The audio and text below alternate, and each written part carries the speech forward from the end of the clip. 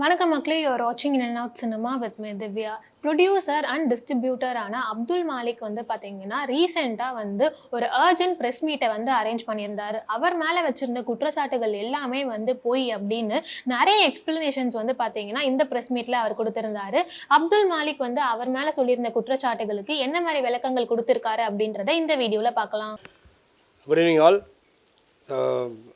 என்னோட முதல் கண் நன்றியை பத்திரிகை நண்பர்களுக்கும் ஊடகவியல் அலுவலர்கள் இங்கே வந்திருக்கவங்க அனைவருக்கும் என்னோடய நன்றியை தெரிவிச்சுக்கிறேன். இது ரொம்ப முக்கியமாக இந்த ப்ரெஸ் ரிலீஸில் நாங்கள் என்ன சொல்ல விரும்புகிறோம் அப்படின்னு சொன்னால், திரு தத்தோ மாலிக் அப்படின்றவர் மலேசியாவில் ஒரு பெரிய பொருளாதார நிபுணர். அது மட்டும் இல்லாமல் அவர் பல பிஸ்னஸஸை பண்ணிகிட்ருக்காரு. அந்த பிஸ்னஸ் ரொம்ப முக்கியமான பிஸ்னஸ் பார்த்திங்கன்னா Malik streams group of companies அப்படின்ற பிஸ்னஸ் பண்ணிகிட்ருக்காரு. இந்த பிஸ்னஸுக்குள்ளே கிட்டத்தட்ட ஒரு 7 பிஸ்னஸஸ் மொத்தமாக இருக்கும். அந்த 7 பிஸ்னஸில் Malik antenna, Malik Mojo, Malik streams productions அப்படின்ற நிறைய வகையான பிஸ்னஸஸ் பண்ணிகிட்ருக்காரு.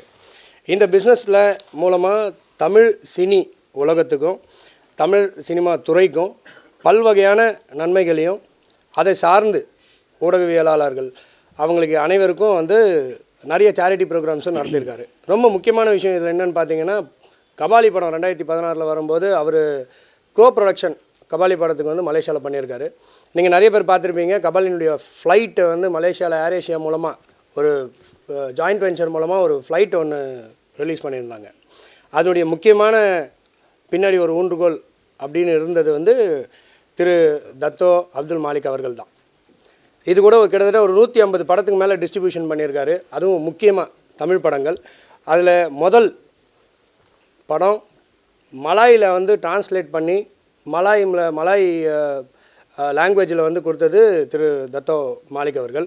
அது மட்டும் இல்லாமல் ஹாரிஸ் ஜெயராஜனுடைய கான்சர்ட்ஸ் 1.0 ஆரம்பித்து இப்போ நினைக்கிற 5.0 வரைக்கும் பண்ணதும் அவர் தான். ஏஆர் ரஹ்மான் மூலமாக ஒரு கான்சர்ட் ஒன்று பண்ணியிருக்காரு.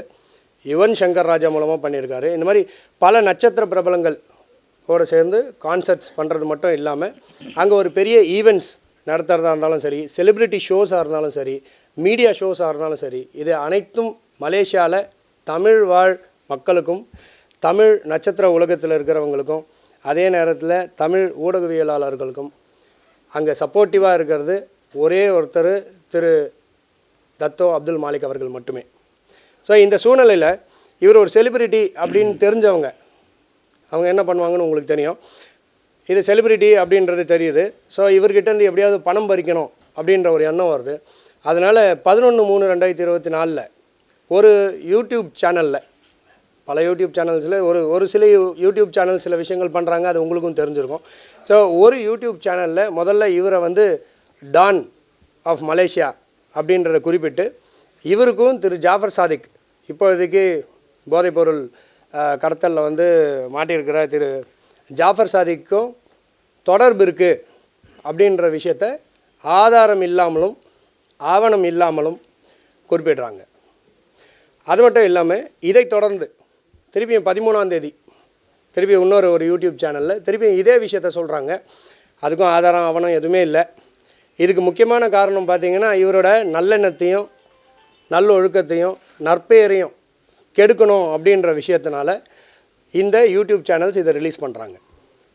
இதுக்கு உடனே இமீடியட்டாக திரு தத்தோ அப்துல் மாலிக் அவர்கள் மலேசியாவிலேருந்து ஒரு ரிப்ளை கொடுக்குறாரு.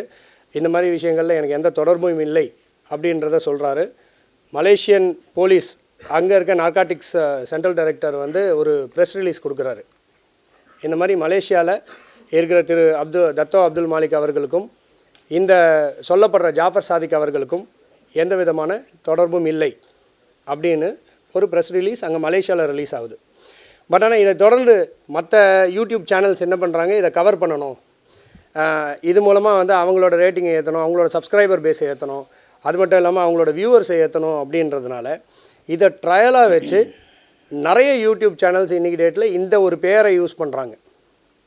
தத்தோ திரு அப்துல் மாலிக் அப்படின்ற பேரை யூஸ் பண்ணி அவங்களோட சப்ஸ்கிரைபர் பேஸையும் அவங்களோட வியூவர்ஸையும் இன்க்ரீஸ் பண்ணுறாங்க.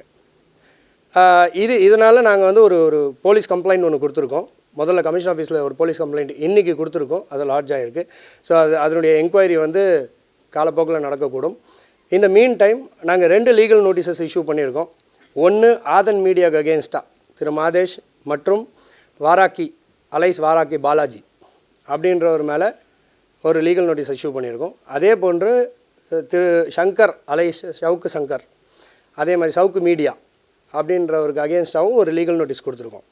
இந்த லீகல் நோட்டீஸினுடைய முக்கியமான பொருள் என்ன அப்படின்னா, அவங்க ரொம்ப முக்கியமாக ஒரு 2-3 விஷயம் சொல்லியிருப்பாங்க. ஒன்று, மலேசியனுடைய டான் அப்படின்னு சொல்லியிருப்பாங்க.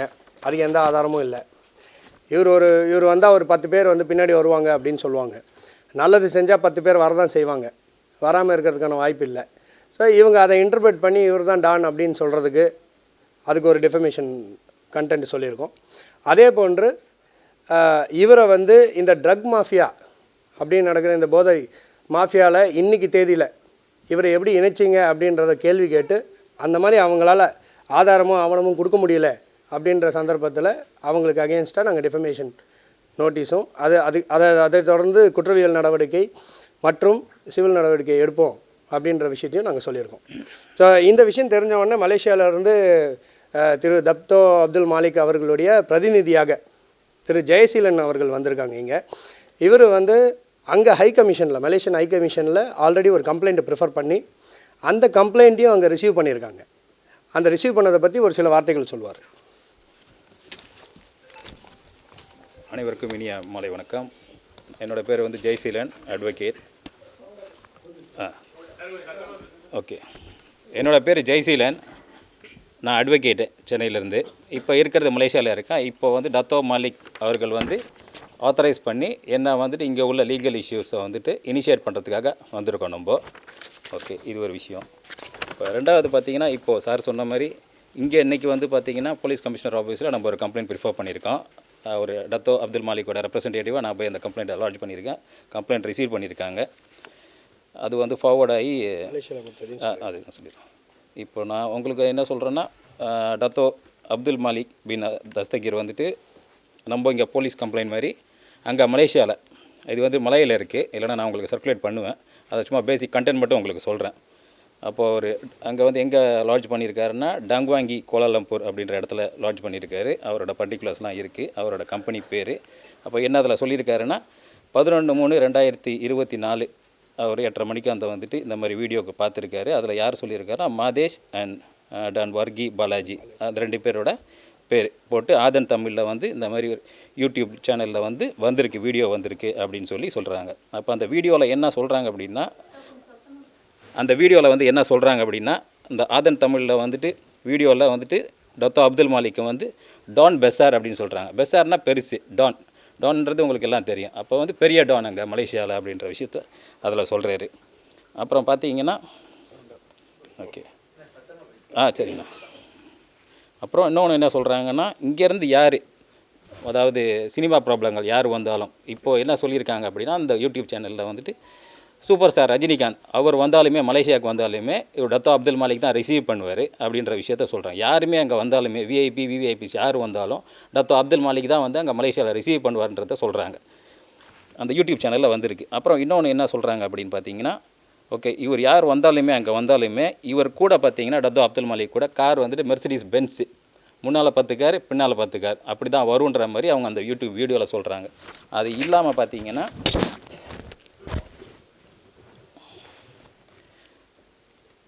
இதோட சம்மந்தப்படுத்தி அவரோட டத்தோ அப்துல் மாலிக்கோட சம்மந்தப்படுத்தி டத்தோ அன்வார் அப்படின்ற பேரை வந்து சொல்கிறாங்க. எதில் சொல்கிறாங்கன்னா, ஜாஃபர் இப்போ சமீபத்தில் NCBயால் கைது செய்யப்பட்டார்ல ஜாஃபர் சாதிக், அவர் வந்து இவருக்கும் டத்தோ அப்துல் மாலிக்கும் சம்மந்தம் இருக்குது. இவங்க தான் வந்து போதைப்பொருளை வந்து இங்கேருந்து ஜாஃபர் சாதிக் வந்து தமிழ்நாட்டிலேருந்து அனுப்புகிறாரு. அதை மலேசியாவில் வந்து அவர் ரிசீவ் பண்ணி அவர் ட்ரேடிங் பண்ணுறாருன்ற மாதிரி இவங்க இதை கொண்டு போகிறாங்க இந்த விஷயத்தை. இது வந்து முற்றிலும் தவறானது.